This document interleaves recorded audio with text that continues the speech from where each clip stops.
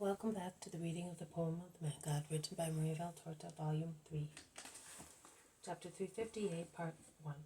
In Matthias' house, beyond Jabesh-Gilead. 13th December 1945.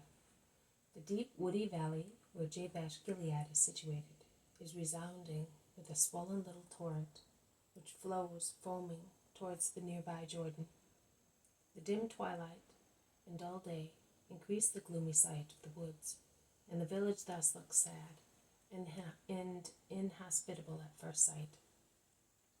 Thomas, who is always good-humored, notwithstanding that his garments are just as wet as if they had been taken out of a washing tub, and he is covered in mud from head to foot, says, I would not like this village to revenge itself on us for the unpleasant surprise they received from Israel. Well, let us go and suffer for the Lord. The people did not kill them, that is true, but they drove the apostles away from everywhere, calling them thieves and worse names. And Philip and Matthew had to run as fast as they could to get rid of a big dog, which a shepherd had set on them, when they knocked at the door of his sheepfold, asking for shelter for the night, at least under the shed of the sheep. What shall we do now? We have no bread and no money, and without money one can find no bread and no lodgings. And we are wet to the skin, frozen and starving. And it is getting dark. We shall be a lovely sight tomorrow morning, after a night in the wood. 7 of the 12 are grumbling openly. 3 are clearly dissatisfied, even if they do not say so. Simon Zealot is proceeding with his head lowered, and the expression of his face is undecipherable. John is greatly embarrassed, and with grievous countenance he casts rapid glances at Jesus and the grumblers alternately. Jesus continues to go personally to knock from door to door, as the apostles refuse to do so, or they do so fearfully, and he patiently walks along the little streets, which have become slippery, foul quagmires. But he meets with refusal everywhere. They are at the end of the village, where the valley widens out on the pastures of the Transjordan plain. There are still a few houses, and each one is a disappointment. Let us look in the fields. John, can you climb up that elm tree? From the top of it you will be able to see.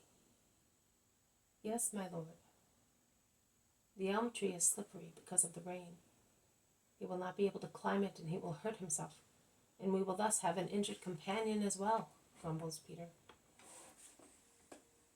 And Jesus replies meekly, I will climb it then. Certainly not, they shout in chorus. And the fishermen shout louder than the others, adding, If it is dangerous for us fishermen, what do you expect to do if you have never climbed up masts or ropes? I was going to do it for your sake, to find shelter for you. I do not mind. It is not the rain that troubles me. How much sadness. What a sad appeal for loving understanding there is in his voice. Some listen and become silent. Bartholomew and Matthew say, It is now too late to do anything. A decision should have been taken earlier. Of course, and not be guided by whim by deciding to depart from Pelia, which is when it was already raining. You have been obstinate and imprudent, and now we are all paying for it. What can you do now? If our purse had been full, all the houses would have been open to us. But you, why do you not work a miracle, at least one miracle for your apostles, since you work miracles even for undeserving people? Says Judas of Kerioth, gesticulating like a madman. He is so aggressive that the others, although they more or less agree with him, feel it is necessary to remind him to respect the master.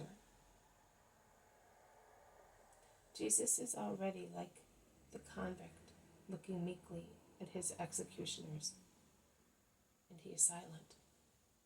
This silence, which for some time has become more and more frequent in Jesus, foreshadowing his great silence before the Sanhedrin, Pilate, and Herod, makes me feel so sorry for him. It reminds me of the silent pauses in the moaning of a dying man, which are not due to soothing of pain, but are the prelude to death. Jesus' silence seems to be much more eloquent than words, as they express all his grief at men's lack of understanding and love. And because of his meekness, which does not react, and of the lowered posture of his head, he looks as if he were already put in chains and handed over to the hatred of men. "Why don't you speak?" they ask him. "Because I would utter words which your hearts would not understand just now. Let us go. We will walk, not to freeze. And forgive me." He turns round quickly, leading the group, while some of its members pity him, some accuse him, some contradict their companions. John remains slowly behind, deliberately avoiding notice by anyone. He then goes towards a very tall tree, a poplar, I think, or an ash tree, and after taking off his mantle and tunic, he begins to climb it, half naked as he is, with some difficulty, until the first branches make his ascent easier. He climbs up as swiftly as a cat. At times he slips, but he immediately collects himself and is almost at the top. He scans the horizon in the last light of the day, which is clearer here in the open plain than in the valley, also because the dark clouds have thinned out. He looks carefully in every direction, and at last he makes a gesture of joy. He slides down to the ground very rapidly, puts his clothes on and begins to run. He reaches his companions, overtakes them, and is soon beside the master. Panting because of the effort of climbing and running, he says, "There is a hut, Lord, a hut to the east, but we will have to go back. I climbed up a tree. Come. I am going with John this way. If you want to come, do so. Otherwise, go on as far as the next village on the river. We will meet there," says Jesus seriously and decisively. Drenched with rain, they all follow him through the fields. "But we are going back to Jabesh. I can't see any houses. I wonder what the boy has seen. Perhaps a shed, or the hut of a leper. We shall get soaked through. These fields are like sponges," grumbled the apostles. But it is neither a shed nor a leper's hut, what appears behind a group of trees. It is a hut, a low, large hut, like a poor sheepfold. Half of the roof is thatched, and the mud walls can hardly support the 4 pillars made of coarse stone. A pile-work enclosure is around the hovel, and inside it there are vegetables dripping water. John gives a shout. An old man appears. "Who is it?" "Pilgrims going to Jerusalem. Give us shelter in the name of God," says Jesus. "Certainly. It's my duty. But you are unlucky. I have little rooms. I have little room and no beds. It does not matter. You will at least have a fire." The man bestirs himself at the gate and opens it. "Come in, and peace be with you." They go through the tiny kitchen garden. They go into the only room, which is kitchen and bedroom at the same time. A fire is lit in the fireplace.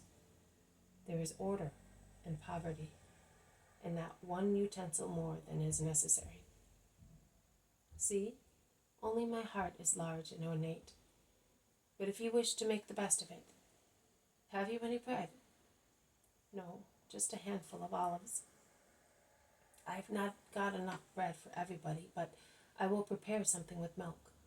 I have 2 sheep. They are enough for me. I will go and milk them. Will you give me your mantles? I will hang them up in the fold at the rear. They will dry a little, and tomorrow we will do the rest with the fire." The man goes out laden with the damp clothes. They are all standing near the fire, enjoying its warmth. The man comes back with a coarse mat, which he lays on the floor. Take your sandals off. I will wash the mud off them, and hang them up so that they may dry. And I will give you some warm water so that you may wash your feet. The mat is coarse, but it is thick. It is clean and thick. You will feel it is more comfortable than the cold floor. He takes a cauldron full of greenish water in which some vegetables are boiling, and pours half of it into a basin and half into another vessel. He then adds cold water and says, "There you are. It will refresh you. Wash yourselves. This is a clean cloth." In the meantime, he busies himself at the fireplace. He makes up the fire, pours the milk into a pot, which he places on the fire, and as soon as it begins to boil, he adds some seeds, which look like ground barley or hulled millet, and he stirs the mush. Jesus, who is one of the first to wash himself, approaches him. May God grant you grace for your charity. I am only giving back what I received from him. I was a leper. I was a leper from my 37th to my 51st year of age. Then I became cured. But in the village I found that my wife and relatives had died, and my house had been plundered. In any case, I was the leper. So I came here, and I built my home here by myself and with the help of God. At first I made a hut with bog grass, then a wooden one. Then I built the walls. Something new each year. Last year I built the fold for the sheep. I bought them selling the mats and wooden utensils that I make. I have an apple tree, a pear tree, a fig tree, and a vine. I grow vegetables in the front of the house, and I have a small barley field in the rear. I have 4 couples of doves and 2 sheep. I will have lambs before long, and I hope they are ewe lambs this time. I bless the Lord, and I ask for no more. And who are you? This has been a reading from the poem of the Man God, written by Maria Valtorta, Volume 3. Chapter 358, Part 1, In Matthias' House Beyond Jabesh-Gilead. Thank you for listening. I will see you tomorrow. May God bless you, and may peace be with you.